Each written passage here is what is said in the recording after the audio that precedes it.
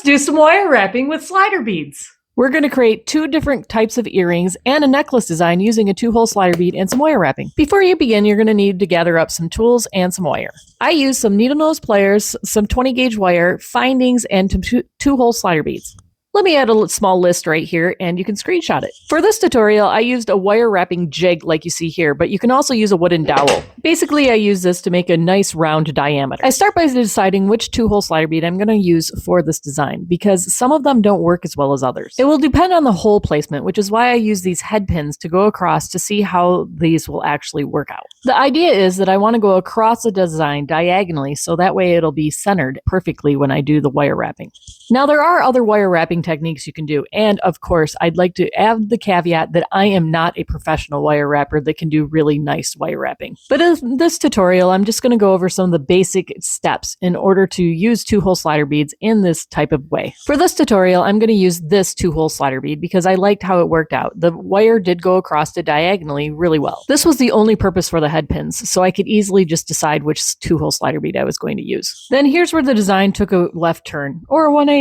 I discovered with this particular design, if I use just the one set of holes, the bead will spin, and that's really not what I wanted in my design. So for this design, we're going to use all 4 holes. And I'm going to use the 20 gauge wire instead of the head pins, but you could actually use the head pin as well. I'll start off by putting the wire through the 2 sets of holes on the same side, and then I'll loop the wire around to go through the other set of holes on the opposite side. There's a few different ways that you can do this and finish this off, but for this particular design, I just made it go straight across on the bottom. This will give it a nice clean finish look on the bottom, and then it's time to wire wrap the top. I hadn't cut it off the spool of my wire yet because I wasn't quite sure how long I wanted the wire wrapping, and I wasn't quite sure how I was going to go about this. With this being one of my first long form bead tutorials, I'm going to have a few little oopses and different things along the way. And here is the finished look where I have a flat end across the bottom, giving it a professional look at the one end. For this next step, we'll crisscross the wires at the top of the bead to start the wire wrapping design. I'll spin the wires to twist them together and use pliers to kind of combine the twists a little bit, if that makes sense. This part will take a little bit of finessing, and I didn't catch all of it on video. Once I have this twist the way I like it, then I will break out my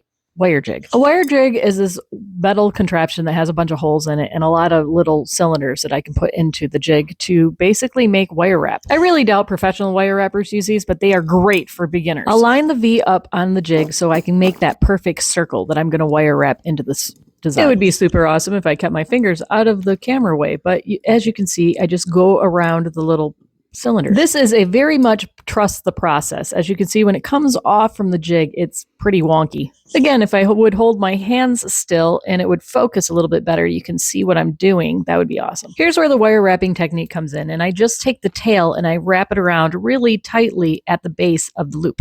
Your needle nose pliers here might be your friend to make that real tight coiled look. Once you have it wire wrapped, you're going to have these tails that are sticking out. And the most important part about this is to make sure that when you cut the tails off, they're facing outward so they're not scratching the person wearing it. Then using your pliers, you just kind of gently tuck those tails in and make sure that they're good with your fingers. And that's it. That's how I wire wrap the top of this. That's the technique I used before I realized that not everybody has a wire wrapping jig. So then I wanted to show how I used a wooden dowel. This wooden dowel is actually a shish kebab skewer that I got, I think, at the dollar store. They're really inexpensive and easy to come by. And when I'm not up for pulling out my jig, they are easy to use. You just need something literally round that you can wrap your wire around so you can get that really pretty round link at the top. Once I have it completely wrapped around, I just take it off the skewer and see how it's just a perfectly little loop. All right, let's get back to our making the jewelry. Now I've created this perfect little pendant or charm out of a 2-hole slider bead using just that basic wire wrapping technique. And the next steps are super easy. Here's a basic hoop earring that you can hang the 2-hole slider bead pendant off from. I started out with just a hoop earring blank, and I just slid the new pendant onto the earring blank. Obviously, if you want to make a pair of earrings, you would need to make 2 of the earring pendants. The next earring style is a French hook style earring, which is also super simple. For this style, I just use French hooks that I actually purchased pre-made already. Yes, you can make them yourself, but I don't actually go through all of that effort. And in this style, the biggest thing you need to understand is that you need to put the pendant facing the correct direction. And I think I do it every single time backwards first. Here, you'll just bend the little wire at the bottom of the finding in order to slip the new pendant onto it. Like split rings, you only bend these sideways. You don't go back and forth. Grab a hold of it with your needle nose pliers and just flick of the wrist to get it sideways, just as little bit as possible so that way you're not bending it out of shape. The bottom of these findings is basically a tiny little split ring, and then you just attach your pendant. And again, you make 2 of these if you need a pair of earrings, obviously.